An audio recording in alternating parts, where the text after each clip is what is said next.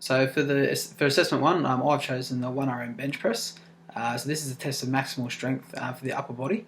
So for this test, we're testing a rugby league athlete, as you will see, Chad, who has a current 1RM of about 160 kilos.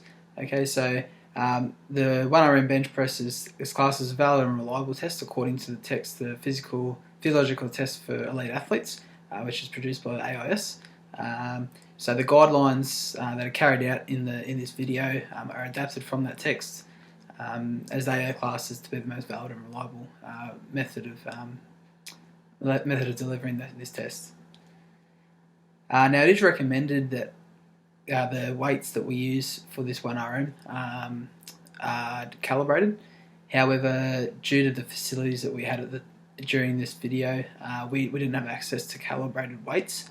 Now, it is recommended that you therefore then weigh the weights.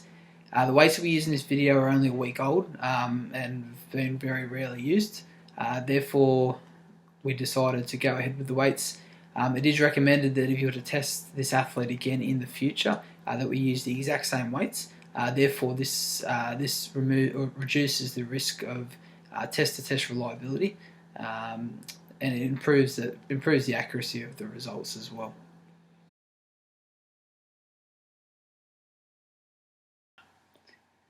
Prior to the commencement of the strength-based guidelines that we'll conduct for this test, I'll also have my athlete conduct 5 minutes on a bike, operating at around about 70 RPM. This is to get the blood flowing through the body, and just to give the athlete a light warm-up before actually moving into the strength-based exercise.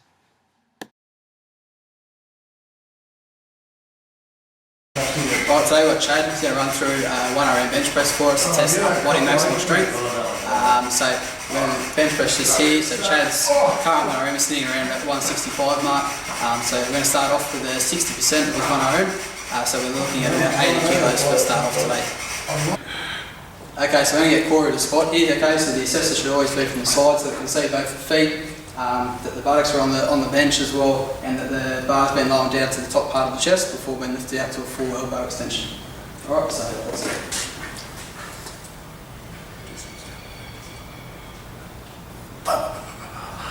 And we're going for 10 reps here.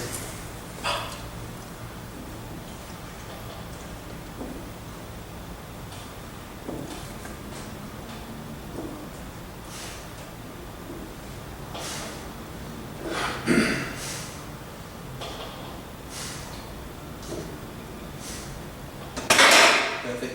Now have a 2-minute rest before we run into our 80% of the 1RM.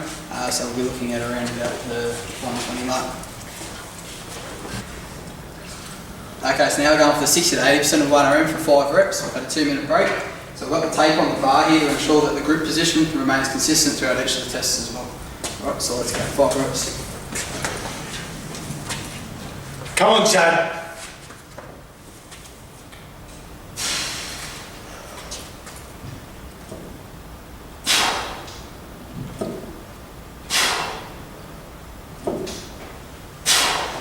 Breath reeks.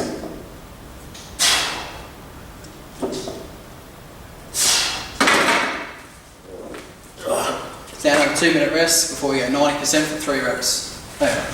Alright, we're going to go for 2 to 3 reps here at 90%, so we've got 140 kilos on the bar now. Let's go.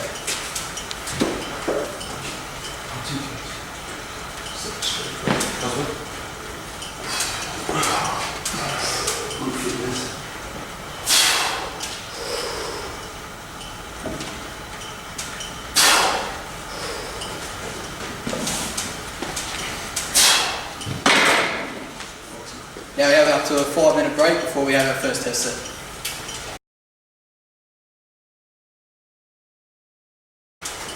Right, going for our first test set here, so we've got 160 on the bar. Okay, so let's have a look. That's cool. Sa. Sa. There you go, third on the floor.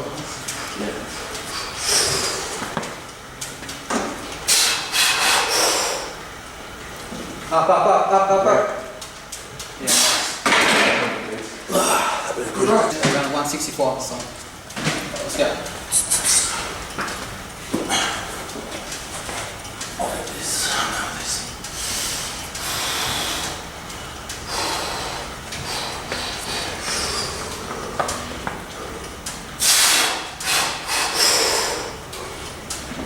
Go, go, go, go, go. Get up. Nice, McGillis. Right, going for our third attempt now. We're going for 170. I'll be able to call you anyway if I need it. Yep. Alright, ready to help yourself?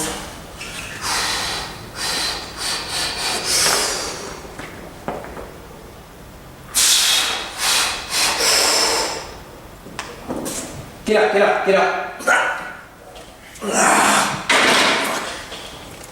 Alright, so failed 170, so we've got 1 RM, 165. So I just wanted to discuss some variables that we have to monitor and ensure that they don't have too much of an impact upon the testing, and so that we're not overestimating or underestimating the athlete's actual potential. So the three main ones I wanted to discuss: at the time of day that the test has been completed, the nutrition of the athlete, both pre and post the testing session, and also the other training that the athlete is completing around the testing session within the week leading up to and also following. So first of all, the time of day. So this test was completed in the mid-afternoon. So if we were to complete the test again, we want to make sure that this is replicated. So we want to make sure that it's as close to the time as possible, just due to the fact that the body processes and the hormones that are released throughout the day within the human body don't impact upon the test results. Secondly is the nutrition, mainly leading up to the testing session. We want to try and replicate what has occurred in this test. So this athlete had not taken any supplements at all in the 24 hours leading up to this test, or they'd had a meal approximately an hour and a half prior to this testing session. So again, if we were to complete this test in the future, we want to try and replicate that as close as possible. And also the training that the athlete is completing mainly prior to the testing session. So this athlete has been rested for 2 days following a competition game. So this was completed on the Tuesday. The athlete had competed on the Sunday, so there's two days worth of rest there.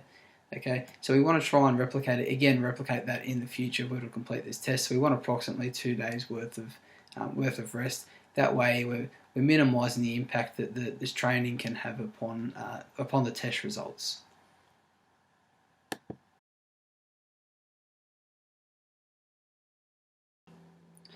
I just wanted to discuss some alternatives to the 1RM bench press in terms of measuring upper body strength. So there's going to be times where we've got an athlete that doesn't have the confidence, or we don't feel is ready to perform such a demanding lift. There may also be times we don't quite have the resources as well, so we might not have enough weight plates due to the athlete's capabilities to actually perform the bench press. So I wanted to just bring up another test that we could possibly use to replace this, and that's the 3RM bench press. So this obviously isn't going to require as many weight plates, I should say, and it is also not quite as demanding on the athlete, as they having to perform 3 reps rather than 1, but obviously is going to be performed at a lower weight. So it's good for more of your more novice athletes, or those athletes who haven't quite built up that foundation strength just yet. And obviously you're not going to demand as many weight plates. So if you're in a gym that's a little low on resources, it's also a good alternative. So the guidelines for this are quite similar. Obviously we're aiming for a 3RM rather than a 1. Obviously the athlete should be close to failing on that 3rd rep, and should not be able to push out a 4th repetition.